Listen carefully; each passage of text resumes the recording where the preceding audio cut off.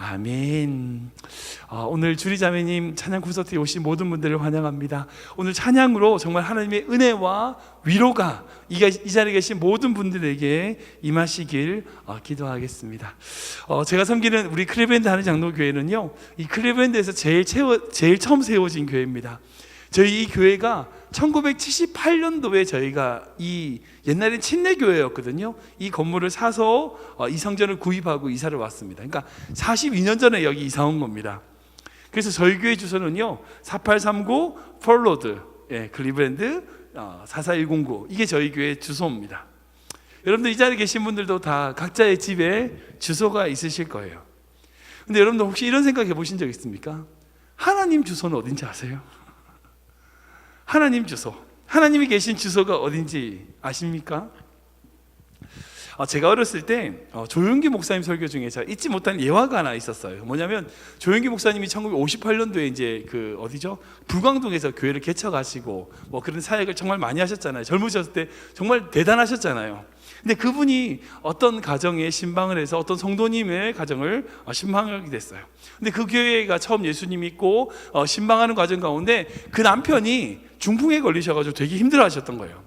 그래서 이 가정에 복음을 전하고 그 남편을 위해서 계속 기도하며 이 조용기 목사님이 이제 치유를, 놀라운 은혜를, 놀라운 능력이 그때 나타난 거죠. 하나님이 치유해 주셨어요. 그래서 이 얼마 후에 그 가정에 그 성도님이 목사님을 찾아와서 이렇게 묻는 거예요. 목사님, 정말 제가 우리 남편을 이렇게 우리 중풍에 걸렸던 우리 남편을 이렇게 고침받으니까 내가 너무 감사하고 목사님한테 너무 감사하다고. 근데 제가 하나님께 좀 감사의 선물을 좀 드리고 싶은데 주소 좀 가르쳐 주세요. 근데 조용기 목사님이 어릴 때부터 신앙생활을 했으니까 신앙생활을 쭉 하면서도 한 번도 이런 얘기를 들어본 적이 없었던 거예요.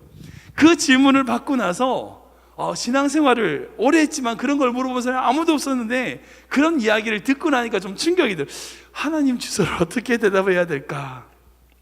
제가 이 조용기 목사님의 이 예화를 제가 잊지를 못합니다. 사랑하는 여러분, 여러분과 동일하게 누군가가 여러분들에게 하나님이 어디 사시는지 아세요? 하나님이 주소가 어디세요? 라고 물어본다면 여러분들 어떻게 대답하실 것 같으세요? 저희 대답이 바로 오늘에 있는 말씀이에요. 하나님은 어디에 계시냐? 주님은 거룩하신 분인데 어느 곳에 계시냐? 우리의 찬송 가운데 거하신다는 거예요. 하나님의 주소는 딴 게 아니에요. 찬송 가운데 계시는 거예요. 그러니까 우리가 찬송을 할 때 그 찬송 속에 주님이 계시는 거죠. 이 찬송이야말로 정말 어찌 보면 하나님의 임재와 하나님의 영광을 나타낸다라고 할 수 있는 겁니다. 그래서 어떤 혹자는 이렇게 얘기합니다. 하나님을 이 땅에 내려오시게 하는 것은 되게 간단하다. 찬송을 부르면 된다. 왜? 하나님은 찬송 중에 거하시는 분이기 때문이다. 사랑하는 여러분, 그래서 교회 전통적으로 내려오는 말이 있습니다. 그게 뭐냐? 찬송을 부르는 가정의 자녀들은 잘못되지 않는다는 거예요. 찬송이 끊어지지 않는 교회는 뜨겁다는 거예요. 찬송이 계속 될 때 그 교회는 뜨거운 교회가 될 수 있다는 거예요. 여러분들 혹시 영화 미션 혹시 아세요? 롤랑 조페 감독의 영화 미션이라는 영화가 있는데 거기 이제 장면을 보면 이 주인공이었던 이제 제레미 아이런스가 이제 산에 올라가서 원주민에게 복음을 전하는 장면이 있잖아요. 그때 원주민들이 막 공격하려고 할 때 막 오보에를 딱 꺼내가지고 빠바바바밤 빠바바바바바 아시죠? 예, 그걸 막 연주하는 장면이 있어요. 근데 사실은 이게 실제 있었던 이야기를 이걸 영화로 만든 거예요. 이게 뭐냐면 1965년도쯤에 인도에 선교를 갔던 실제 선교사인 스칸 목사님의 일화가 있어요. 진짜 일화가 있어요. 그게 뭐냐면 인도 원주민에게 찾아가서 그들에게 복음을 전하려고 찾아갔는데 그들이 공격하고 잡으려고 하는 거예요. 가방을 막 뺏는 거예요. 그랬더니 뜬금없이 바이올린이 그 안에 있어요. 이 바이올린 연주하시는 분이셨거든요. 목사님인데 이 바이올린이 이게 뭐냐고 이건 모르는 거예요. 그때 그 바이올린을 꺼내가지고 이제 내가 죽으니까 내가 이제 어차피 죽을 거 하나님께 영광 돌리면서 이제 죽자 그런 순교의 마음으로 거기서 연주를 하기 시작했어요. 그 찬양이 뭐냐면 주 예수 이름 높이며 다 찬양하여라. 금면류관을 들어서 만유의 주 그 주님을 찬양, 이 찬양을 연주하면서 노래를 딱 불렀어요. 눈을 감고 이제 죽어야 된다 생각하고 눈을 감고 노래를 부르고 있었어요. 근데 갑자기 주변이 조용해지는 거예요.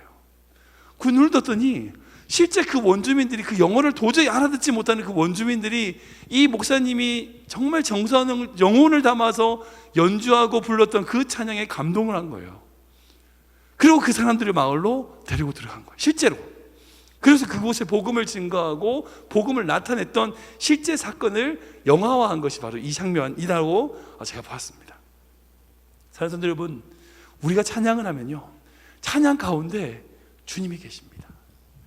우리가 찬양의 노수를 높이면요, 그 찬양 속에 우리 주님이 함께 하시는 거예요. 그 주님의 붙들어 주심이 우리의 찬양 속에 있습니다. 다른 곳에 있지 않아요. 우리의 찬양을 올려드릴 때에 그 찬양으로 통하여 사랑하는 성도 여러분, 주님의 위로가 있어요.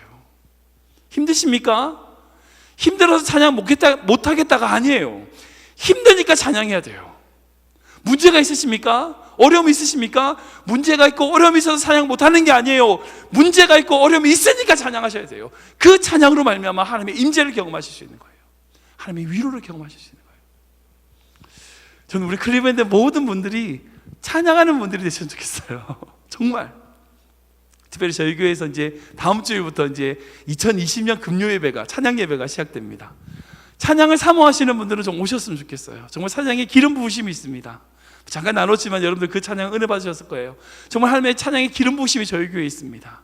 부족한 종이지만 말씀으로 저희가 같이 함께 말씀 나누기 원합니다. 그리고 부족하지만 함께 모여서 이 땅을 위해서 기도하기 원합니다. 그러니까 저희 교회만을 위해서 기도하지 않아요. 우리 이 땅을 위하여, 이 클리브랜드 지역을 위하여 하나님의 찬양의 은혜가 임할 수 있도록 이 땅을 위하여 함께 기도하는 우리 모두가 되길 주님으로 축원합니다.